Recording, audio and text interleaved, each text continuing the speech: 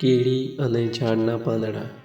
કહેવાય છે કે દરેક માણસ કોઈના કોઈ ઉદ્દેશ સાથે જન્મ લે છે અને એ ઉદ્દેશ્ય શું છે પારખું કોઈ નહીં, પોતે જ નક્કી કરવું પડશે. અહીં બસ આ જ વાર્તા રજૂ કરવાની છે. એક શહેર હોય છે, એમાં પ્રાણી સંગ્રહાલય હોય છે, એમાં ખૂબ જ સુંદર તળાવ હોય છે અને તેની સાથે સાથે લીલા ઝાડ, રંગબેરંગી ફૂલોના છોડ, બીજું બધું ઘણું હોય છે.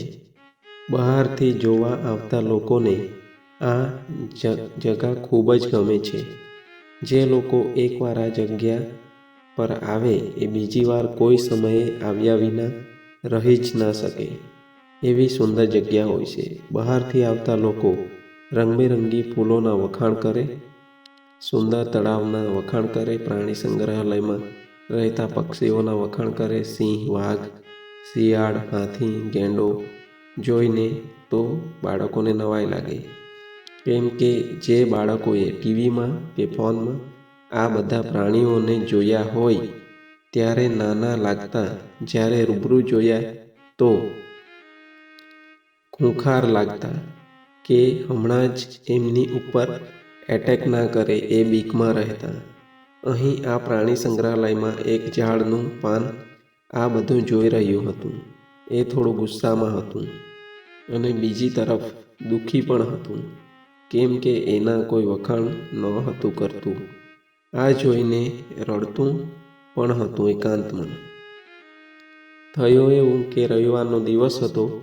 જે લોકોને નોકરી પર રજા હતી એ લોકો પોતાના પરિવાર સાથે આ જ પ્રાણી સંગ્રહાલયમાં ફરવા માટે આવ્યા હતા. અચાનક જ વાતાવરણમાં પલટો આવ્યો.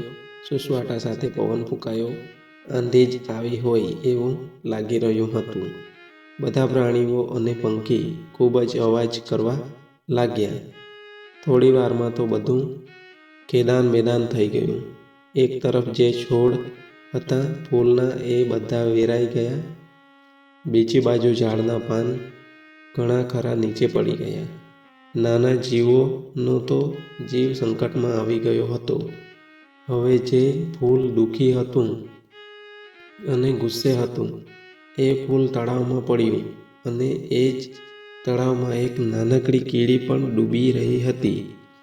તો એ પાંદડાએ જલ્દી ત્યાં જઈ એ કીડીનો જીવ બચાવ્યો.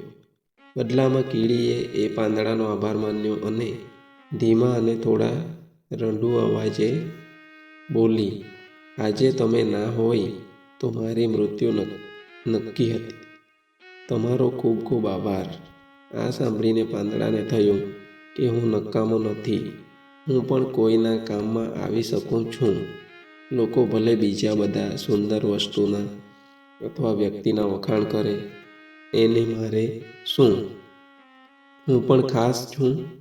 બીજા સમજે કે ના સમજે. બોધ. ક્યારેય પણ પોતાની જાતને નકામી ના સમજવી. લોકો ભલે ગમે તેટલું કહે, પણ પોતાનામાં શું ગુણ છે એ પોતાને જાણ હોવી જરૂરી છે. મિત્રો, તમને આ વાર્તા કેવી લાગી એ કોમેન્ટમાં લખો અને તમારે કેવા પ્રકારનું વાર્તાઓ જોઈએ છે એ જણાવો. અને વિડીયો પસંદ આવ્યો તો લાઈક કરજો. ચેનલ પર નવા હોય તો સબસ્ક્રાઈબ કરી દેજો.